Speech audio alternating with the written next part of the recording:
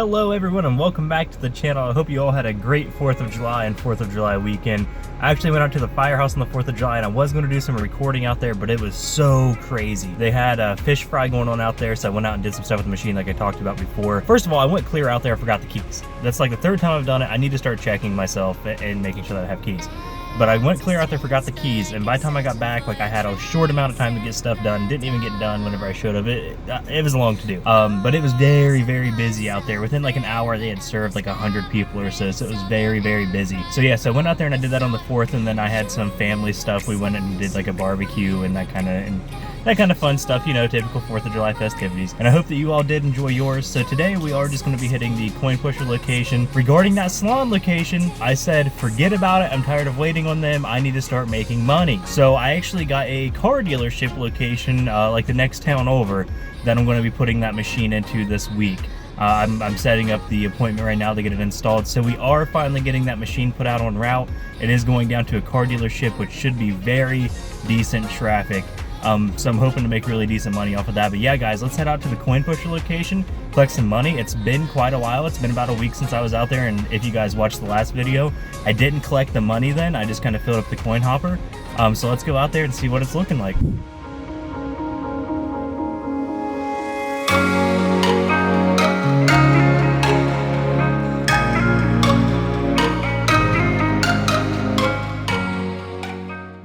Alright guys, so something really interesting just happened. I just got kicked out of my location for nothing in my control. So basically this location that I'm in is a veterans club, and there's a new commander of this club, and my dad was the finance manager of this club. Well, my dad and the commander have a beef going on because the commander is, for lack of better terms, not the best guy out there in terms of running a business. He's more of a dictator than he is commander, we'll put it that way. And I'm not saying this to be mean because I got kicked out. I've talked to the members and they feel the same way. Like, I just finished talking to one of the members that have been here for years, and she's upset about me having to remove it as well. So basically I came in to service my machine like I would any other day, and the commander comes up to me and says, "We got to remove this machine." And I asked why, and basically he feels as if he's going to jeopardize his bingo license on this machine, although he doesn't know the laws. And I explained all the laws to him and confronted him about it, and basically made him look stupid in front of his members, to the point that he was apologizing and asking me to keep it in the club. But from the disrespect that I felt from him coming out and telling me how to run my own business and whether I know what I'm doing or not, I believe that I'm going to put it somewhere with more traffic anyways. I was kind of doing this to help out their club. I was giving them a portion of the profits. I was giving them, you know, basically I was paying them way more than other locations would ask for. But I'm going to remove it and put it somewhere else that has more traffic, because this is a very low traffic. Like, I know it seems like I do good weekly, but this is nothing compared to what I could do anywhere else. And you guys will see what I did this week. It's pretty good. Nothing compared to where else I can go and do. So the disrespect that I felt doesn't make up for the fact that he apologized for being stupid and not knowing what he was talking about. Because of the laws and everything else that he knew nothing about, and I proved him wrong, and he wanted to know what I'm paying on taxes on it. That is disrespectful. You never ask a business owner what he's paying in his business. You don't ask him what his income is. You don't ask him what he pays in taxes. You don't ask that. That's disrespectful. Especially you don't ask that in front of the members of the club in which you're servicing this machine for. The members are very upset that I'm removing it, because it's, like I said, this is not only entertainment for them, but it is funding for their club. And all because this new dictator that they have in, that they don't seem to like, and they're honestly, I think, trying to figure out a way to get rid of him. They just haven't yet. But yeah, since that happened, I believe, guys, that I'm going to remove it from here and put it somewhere else. Let me know what you think about the situation in the comments below, whether I'm just being stupid, or whether he's being ridiculous for not knowing what he's talking about and making me remove my machine. Well, technically not making me remove it now. He apologized and asked me to keep it, like I said, but wants to know my tax stuff. For me to keep it in here, and I don't think I'm going to release my tax information to him. But let me know what you guys think in the comments down below. But let's get back on with this collection, because it's pretty good.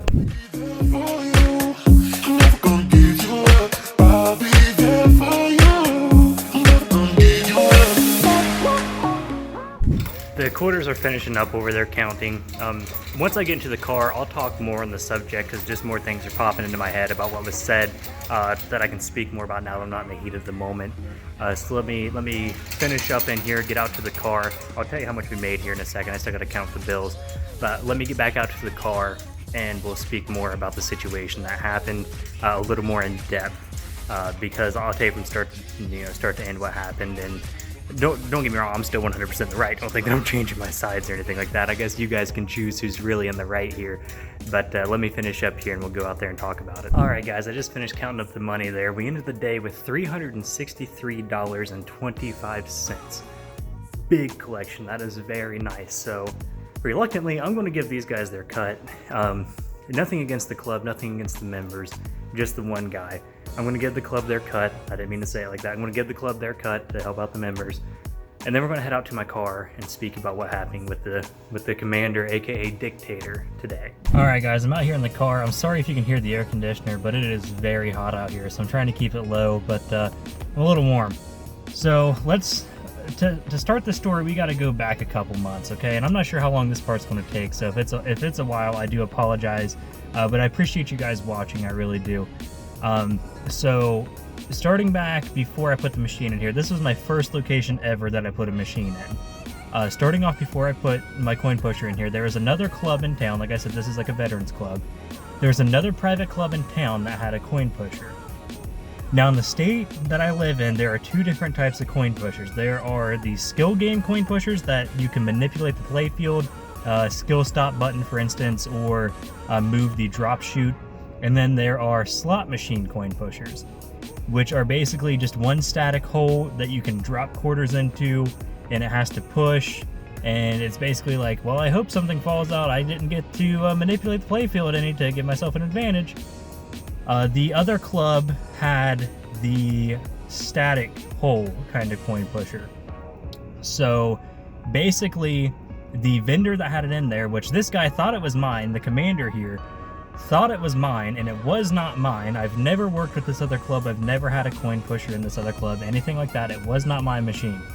But he was informed by someone that this other club had this machine, and they were fined for it. Okay? Not true.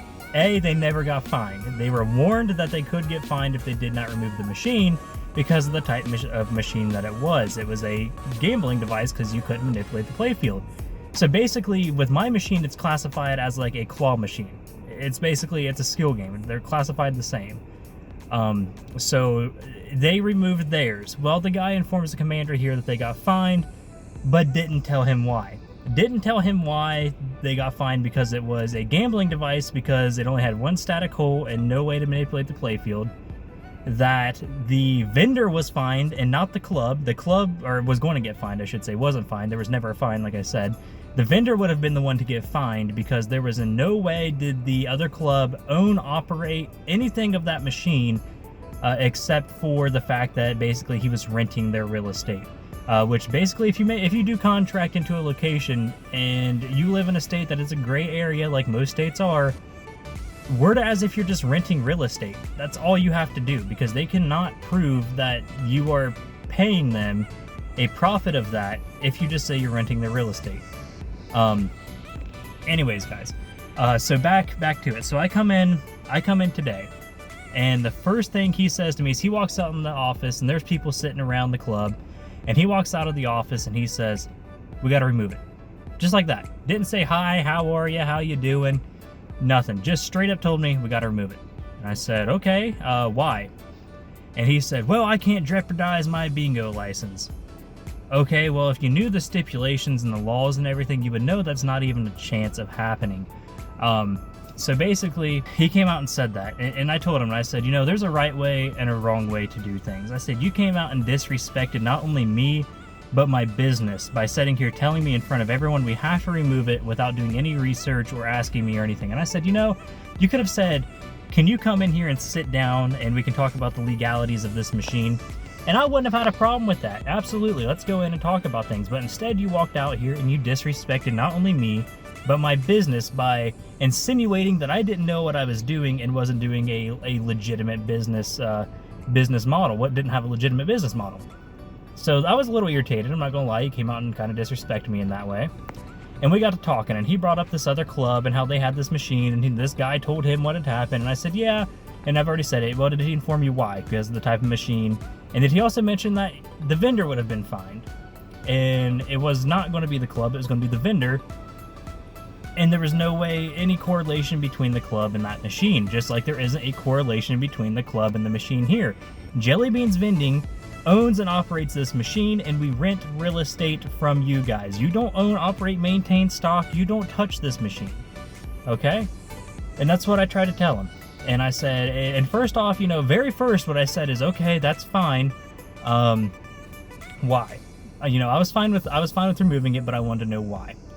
And I also informed him, I said, due to the contract that was signed, I have 30 days to remove my machine. And he looked at me, and this is the second thing he said to me. He looked at me and said, well, I'll just unplug it. No, you won't. No, you will not unplug my machine. You will not touch my machine. You will not do anything to my machine, because if you touch my machine and you electrocute yourself because you had a vendetta against me, I'm not going to be liable for that. And I informed him, due to the contract that is signed, you are not to touch, maintain, operate my machine in any sort of way, due to that reason, that I am not liable for anything that happens, except for the event that something was to happen legally. That falls on the business of Jelly Beans Vending. And I told him, I said, if there's not a chance of anything happening, but if there was a chance, I would get the fine, and I would pay the fine, and we would be, everything would be fine. No pun intended, everything would be okay. Nothing would happen. You guys wouldn't get in trouble. Your bingo license wouldn't be jeopardized. Keep in mind, this club has slot machines, legit slot machines, in there that they own through some company that they're like leasing, I believe. So we go through this whole debacle of back and forth, and eventually it gets to the point that I'm explaining all the laws to him and legalities, and I'm making him look stupid. Like, honestly, making him look dumb for approaching me the way that he did. And at the end of the day, he starts apologizing and saying, I didn't know all that, and I'm sorry, and we would really like you to keep it. Our members really do like it, but here's what he said, but in order for you to keep it, I would like to see where you're paying your taxes and who you're paying them to. That's none of his business. You do not ask a business owner if they're paying their taxes, where they're paying their taxes to, and how much they're paying in taxes. You don't do that. That is very disrespectful. So I told him, I said, that's fine. I'll get whatever you want. Now, between me and you guys, I'm removing the machine. I'm not dealing with that. I will not be criticized for my business and told how I'm running it and if I'm running it legit or not. I will not do that. If I'm wrong, let me know, but I feel like I'm in the right there, to not want to give out my private business information. So I go through and I handle the whole thing, and we go back and forth for a bit, and eventually, like I said, he starts apologizing for everything because he didn't know what was wrong. Now, back to those slot machines that he owned. Those machines that they owned, they paid to the Attorney General.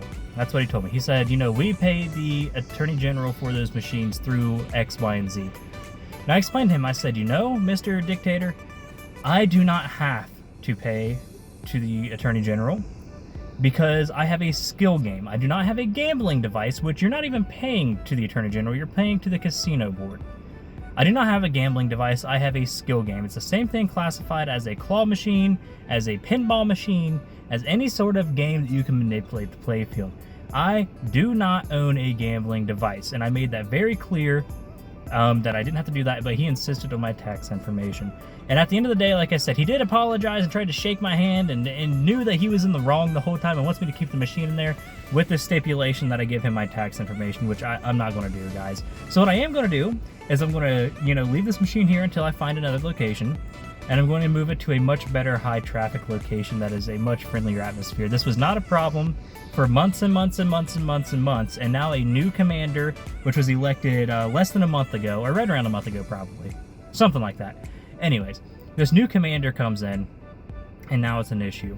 And I'm not going to deal with that. He's been doing, a lot of the members are unhappy with him and they can't really do anything about it. And, I've mentioned it. There's a lot of things that he's doing that just people aren't happy about.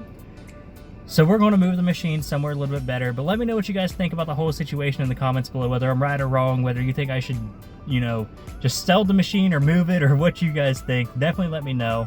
But we're going to head to the bank and then head home, guys. So I'm just going to, in the end, or outro the video here, I'm pretty upset about the situation. If you did enjoy, be sure to follow my social medias. They're always linked down below. My Instagram, Snapchat, Twitter, all that's always down below. Be sure to follow those. Be sure to subscribe and like if you haven't already. And as always, guys, remember, we serve it because you deserve it.